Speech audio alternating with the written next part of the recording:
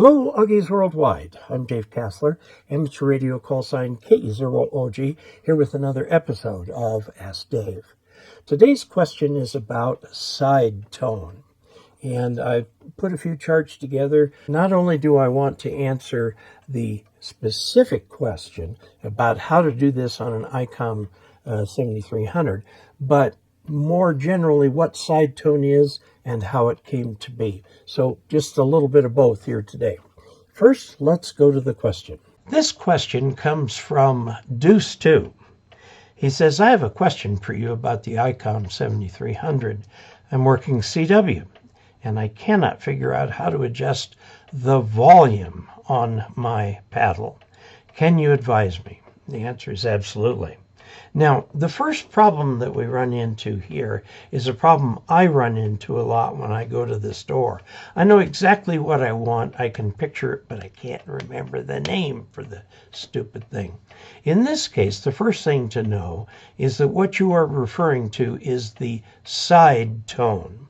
In amateur literature, I usually see it as two words. In a lot of the current literature, like on Wikipedia, it's side tone, one word.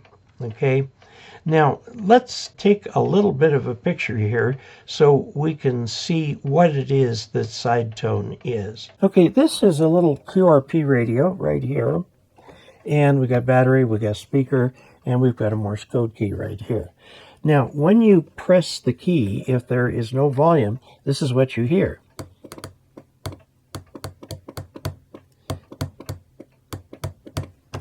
Not much. But if you turn up the volume a little bit,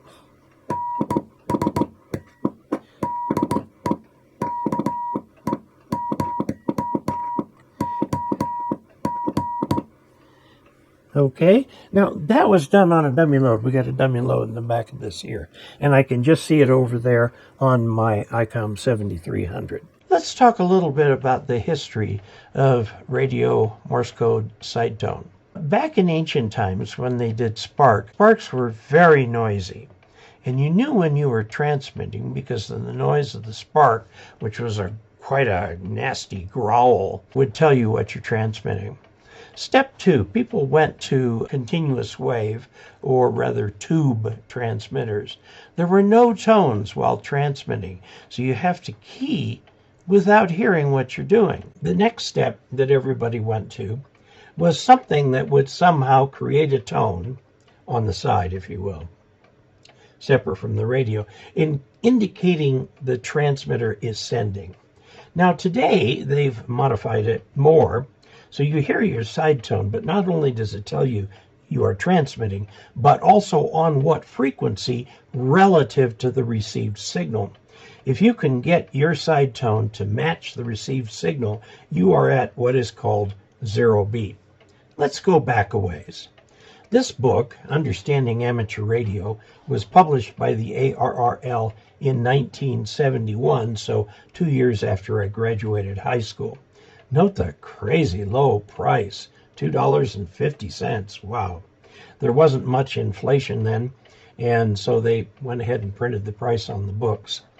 This, at the time, this is before the current exam setup, when questions were released and so on. Questions were not released back then, and this was the equivalent of the general class study guide. Now, inside that book is a section on listening to your sending. What is needed then here is a monitoring method independent of either the transmitter, receiver tuning, or volume. An audio frequency oscillator or tone generator keyed along with the transmitter is commonly used. Okay, and it talks about it here, and it's got the schematic and everything like that. Basically what this is doing, here's the transmitted output going in and out, and you'd sample a very small part of that, a little 9-volt battery down here. This was done back when PNP transistors were a lot more popular.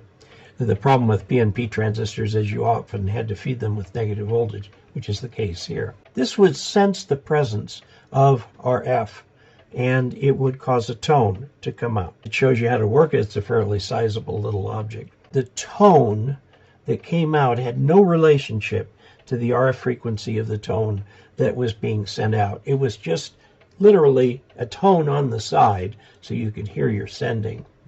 Here's another radio. This radio right here is from the 1960s and 1970s and is the Heathkit HW-16, which was my first real radio.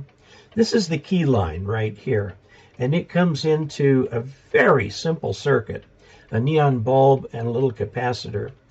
So again, the tone being put out here had nothing to do with the received signal. It's just that when you transmitted, you got to hear a tone, which, by the way, was a lifesaver. I really appreciated that feature. Now we're going to go to a book that actually dates over quite a while, from around 2000 on to current. This is the current version right now. The Experimental Methods in RF Design comes from the ARRL. And in here is a side tone oscillator for the transmitter. This goes to the key line, and then whenever the key is down, pulls this down and allows the 555, which is classically a clock, and this creates a square wave, which is what goes out to your headphones. Okay, now the thing about this is, of course, a square wave has no relationship to the tone coming in. You could have a problem figuring it out. Here is the schematic for that little QRP radio that I showed you. This is the receive string right here. This is the transmit string right here. And these are the shared oscillators that go between the stages to go from RF to IF to AF, okay? This right here, let's look at it a little more closely. This is a field effect transistor, and this can mute the receiver by simply shutting this channel off. And then notice this connects to the key here. Now, there's a little resistor here that allows some of the tone to come over and go out the oscillator. That's what we heard earlier when I was keying that radio. Okay, so we've seen the different kinds of things. You're actually listening to the transmitted audio with this thing right here. It's not exact because of the loading, but it's pretty close. Okay, now that we've looked at the different kinds of side tone, let's look at a modern one, which is in the Icom 7300. The key, again, as I mentioned, was knowing the right word for it. If we go to the full manual, not the little one they printed that's a short manual, but the full manual, you'll find side tone in the index, the level, and a limit on the level. Let's go see what that says. So under operating CW, key or set menu. All right, here's a setting example. Open the CW key set menu in the CW mode.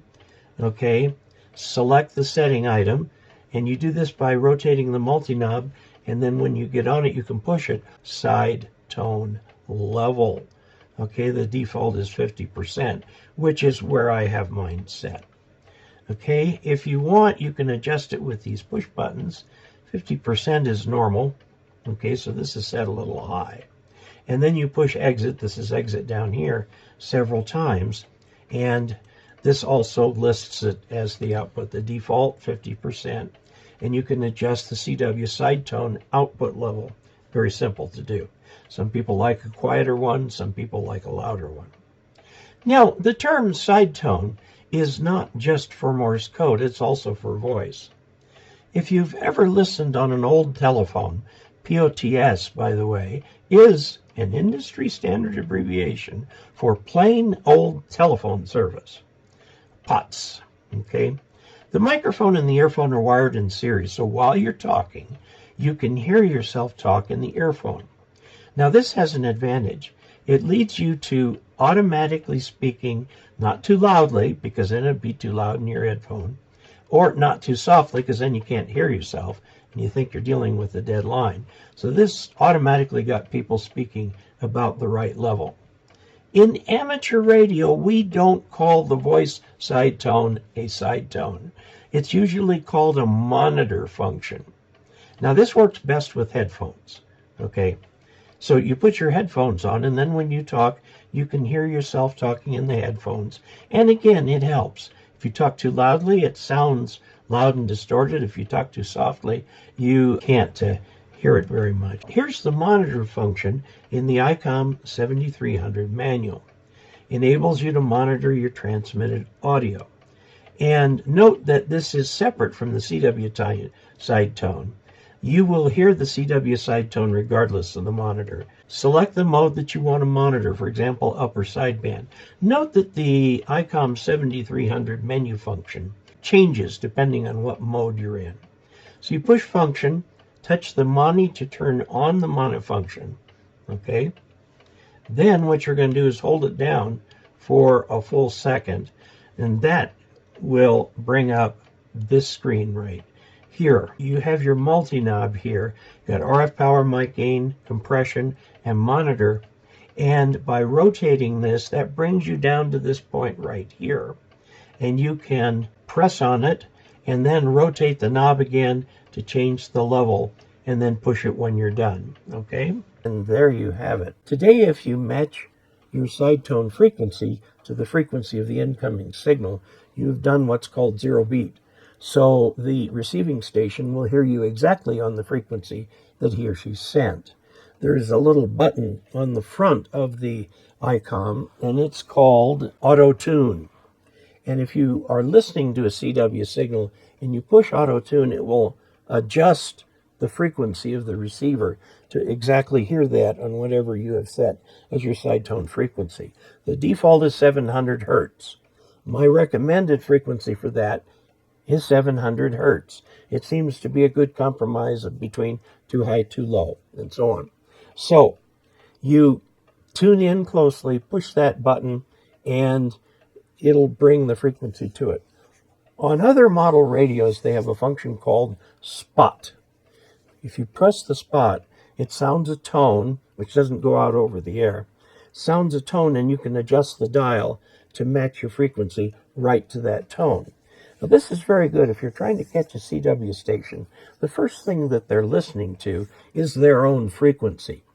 Now, it used to be back in ancient times when novices had very few crystals, that they would put out a CW and tune all the way across the band to see if they could find a response, because often other stations didn't have that same crystal.